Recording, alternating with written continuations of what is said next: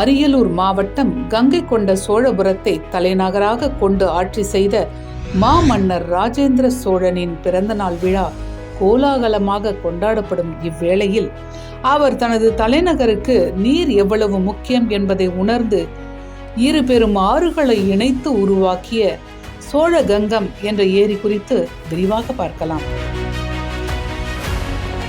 மாமன்னர் ராஜேந்திர சோழன் கங்கை சமவெளி நாடுகளில் 1023ஆம் ஆண்டு இறுதியில் படையெடுப்பை நிகழ்த்தி பெரும் வெற்றி பெற்றார். இந்த வெற்றியின் நினைவாக கங்கை கொண்ட சோழபுரத்தில் நீர்மயமான வெற்றி தூண் நிறுவப்பட்டது. அதுதான் சோழகங்கம் என்று பெயர் சூட்டப்பட்டிருக்கும் இன்றைய பொன்னேரி. இந்த ஏரி தற்போது 765 ஏக்கர் பரப்பளவில் உள்ளது. ராஜேந்திர சோழன் காலத்தில் இந்த ஏரி இப்போதிருப்பதை விட 2 மடங்கு பெரிதாக இருந்துள்ளது. அது மிகப்பெரிய ஏரியாக இருந்ததற்கு சான்று என்பது ஆங்கிலேயர் காலத்தில் 1855ஆம் ஆண்டு வெளியிடப்பட்ட ஒரு கெசட்.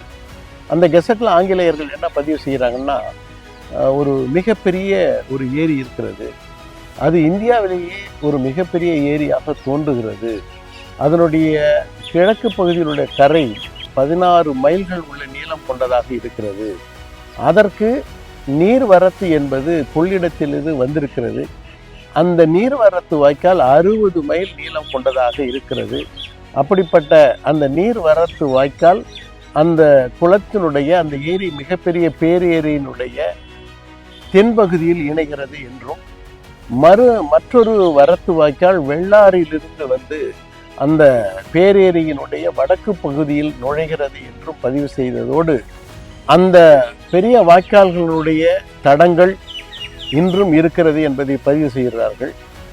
அந்த காலத்திலேயே அந்த ஏரி பழுதுபட்டு பாழடைந்துள்ளது என்பதை பதிவு செய்ததோடு, அதற்கு பிறகு ஒரு நகரம், அதாவது கங்கை கொண்ட சோழபுரம் அழிக்கப்பட்டு காட்சியளிப்பதாகவும் கெசட்டில் கூறியுள்ளனர். கங்கை கொண்ட சோழபுரத்தை இடித்து அதன் கற்களை கொண்டு கொள்ளிடத்தில் கீழணை கட்டும் பொழுது மக்கள் அதனை எதிர்த்தார்கள்.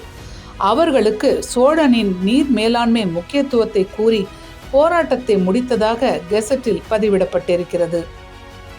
இந்த ஏரி சோழகங்கம் என்ற பெயருக்கு ஏற்றபடி மிக பெரிய கடல் போல காட்சியளிக்கின்ற ஒரு ஏரியாக அந்த காலத்தில் இருந்திருக்கிறது. மிகப்பெரிய நகருக்கு தன்னுடைய தண்ணீரை கொடுப்பதற்கு உருவாக்கப்பட்டிருப்பது என்பது இந்த வரைபடங்கள் மூலம் தெரிய வருகிறது.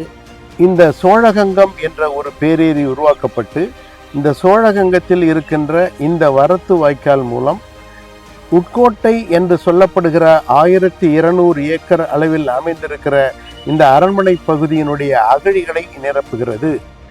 அதே வாய்க்கால் அவனுடைய 3 அரண்மனைகள் அமைந்த பகுதி இதனுடைய அகழிகளை நிரப்புவதோடு, இந்த உள்கோட்டை என்ற அமைப்பின் இந்த வாழ்விடத்தில் இருக்கிற அனைத்து குளங்களையும் நிரப்பி அதன் மிகுநீர் என்பது இன்றைய தினம் கருவாட்டு ஓடை என்று அழைக்கப்படுகிற அது வெளியேற்று வாய்க்கால் வழியாக சென்று அந்த வடவாற்றில் விழுகிறது என்பதுதான் இதனுடைய அமைப்பு. தற்போது வடவாறு என்று அழைக்கப்படும் அது அந்த காலத்தில் மதுராந்தகம் பெரிய வாய்க்கால் என்று அழைக்கப்பட்டுள்ளது. பிரிட்டிஷ் காலத்தில் குறிப்பிடப்பட்டுள்ள 60 மைல் தூரம் நேரடியாக கொள்ளிடத்திலிருந்து சோழகங்கத்திற்கு வரவில்லை என்றும், அது திருமானூருக்கு மேற்கே இருக்கின்ற செம்பியன் மாதேவி பெரிய ஏரியில் நிரப்பி அதன் பிறகு சுத்தமல்லி பெரிய ஏரி உட்பட வரலாற்று சிறப்புமிக்க பல ஏரிகளை நிரப்பி அதன் பின்னரே சோழகங்கத்திற்கு வந்திருக்கிறது. அந்த அளவிற்கு நீருக்கு முக்கியத்துவம் கொடுத்து இந்த பொன்னேரியை உருவாக்கி இருக்கிறார் மாமன்னர் ராஜேந்திர சோழன்.